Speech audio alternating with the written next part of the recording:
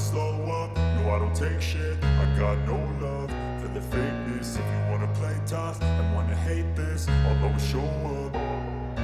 I don't ever slow up, no I don't take shit. MotoGP legend sekaligus ex-pembalap Ducati, Andrea Dovizioso, meyakini Marc Marquez bisa menjadi pembalap yang berbahaya bagi pembalap MotoGP lainnya sekalinya klop dengan Desmosedici. Menurutnya, Marquez masih punya banyak kartu yang bisa dimainkan musim ini.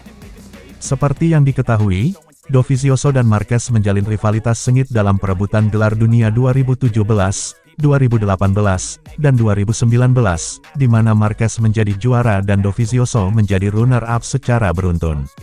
Atas alasan inilah Dovizioso merasa sangat mengenal gaya balap dan strategi Marquez. Dovizioso pun kagum melihat Marquez langsung mampu meramaikan posisi 5 besar dalam seri Qatar, yakni debutnya bersama Ducati. Pasalnya, seperti yang diakui Marquez sendiri, Dovizioso melihatnya mengendarai Ducati masih dengan gaya balap yang ia pakai selama 11 tahun membela Honda. Marc Marquez moncer di Ducati pakai gaya balap Honda, sungguh keren sekali. Marquez telah dianugerahi dengan karir panjang dengan melalui tahun-tahun sembari mengalami banyak konsekuensi, dan itulah alasan mengapa ia masih belum berkendara dengan cara berbeda, ungkap Dovizioso lewat kanal YouTube Zamtube seperti yang dikutip motosan.es, Selasa, tanggal 19 April tahun 2024. Juara dunia GP 125-2004 ini menyatakan, hasil Marquez di Qatar bakal membuat para pembalap lainnya merasa cemas. Namun, rasa cemas ini mungkin akan bertambah besar sekalinya Marquez akhirnya menemukan cara yang jauh lebih jitu dalam menjinakkan Ducati. Melihatnya berkendara seperti ini dan melaju begitu jauh di depan, bakal bikin cemas para rivalnya, karena jika ia mampu melakukan modifikasi sedikit saja, ia bisa sangat berbahaya untuk yang lain, ujar pembalap yang pensiun pada pertengahan musim 2022 ini. Yang penting tahu cara taklukan Ducati. Dovizioso pun tak percaya bahwa usia Marquez yang sudah menginjak 31 tahun bakal jadi penghambat. Pasalnya, ia yakin yang terpenting adalah cara seorang pembalap memanfaatkan kekuatan Ducati. Mengubah gaya balap tidaklah mudah usai bertahun-tahun mengendarai motor yang sama, ungkapnya. Usia 30 tahun tidaklah terlalu tua, tetapi dengan Ducati, Anda harus berkendara dengan cara tertentu, selalu memakai ban depan, dan menyeimbangkan atau tidak menyeimbangkannya dengan cara berbeda. Jadi, jika mampu beradaptasi, Anda bisa membuat perbedaan, dan Marc ada di tim yang tepat, tutupnya. Hasil Marquez di Qatar juga semakin memanaskan rumor bahwa Ducati bertekad memindahkannya dari Gresini Racing ke Ducati Lenovo Team pada 2025. Namun, ia harus bersaing dengan 3 pembalap muda Ducati lainnya, yakni Enea Bastianini, Jorge Martin, dan Marco Bezzecchi.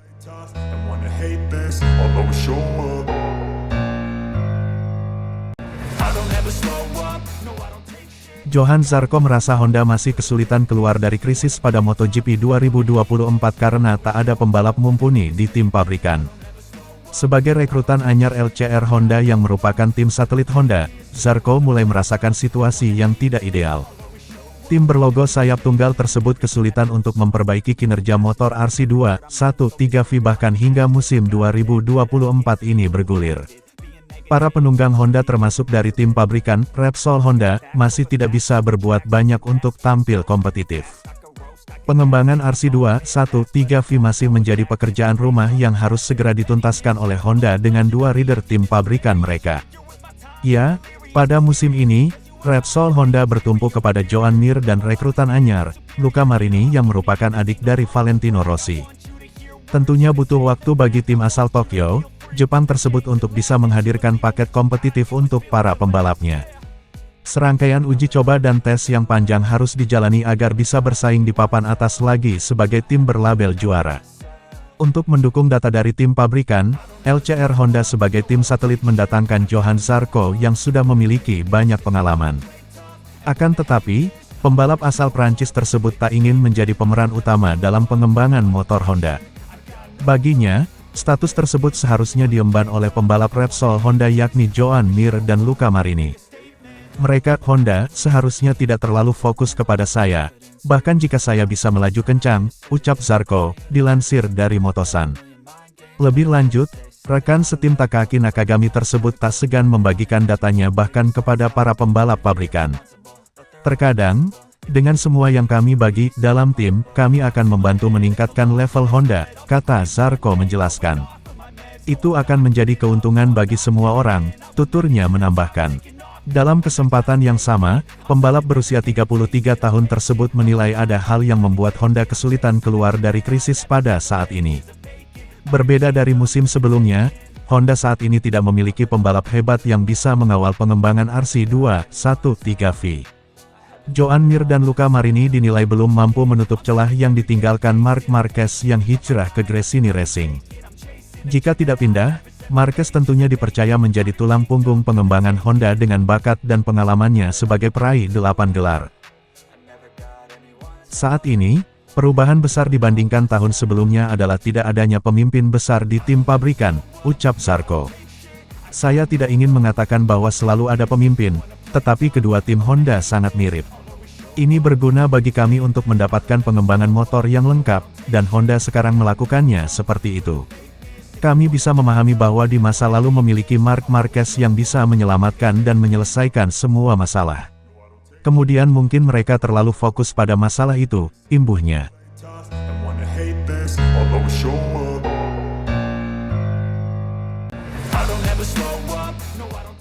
Ex-rider Ducati, Sylvain Guintoli, yakin Marc Marquez bakal menjadi monster buas di MotoGP Portugal 2024. Apalagi, The Baby Alien sebelumnya sudah melakukan tes tertutup di sirkuit internasional Algarve, Portimao.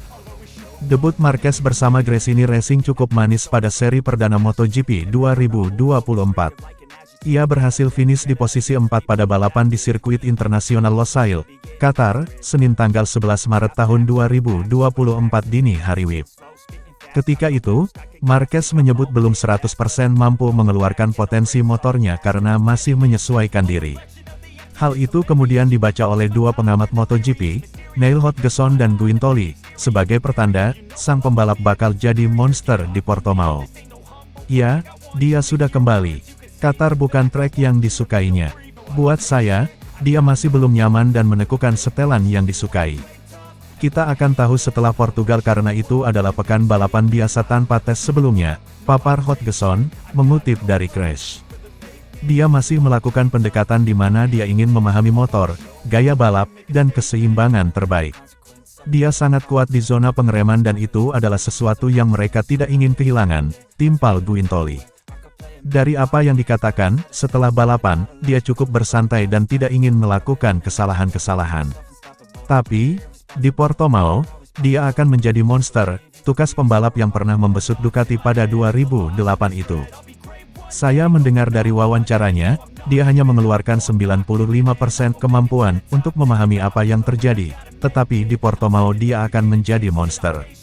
Tegas Guintoli. Qatar memang secara historis bukan trek favorit Marquez. Ia hanya sekali menang di sana yakni pada MotoGP 2014 sepanjang kariernya dari tahun 2013 sampai tahun 2024. Portimao pun juga tidak ramah buat Marquez. Dari 5 balapan di sana sejak 2020, Marquez baru 3 kali tampil. Ia 2 kali finish di luar 5 besar dan pada MotoGP 2023, gagal menyelesaikan lomba akibat tabrakan dengan Miguel Oliveira. Patut dinanti apakah Marquez bakal menggila di Portugal atau tidak. Balapan kedua MotoGP 2024 itu dijadwalkan berlangsung pada 22 sampai 24 Maret mendatang.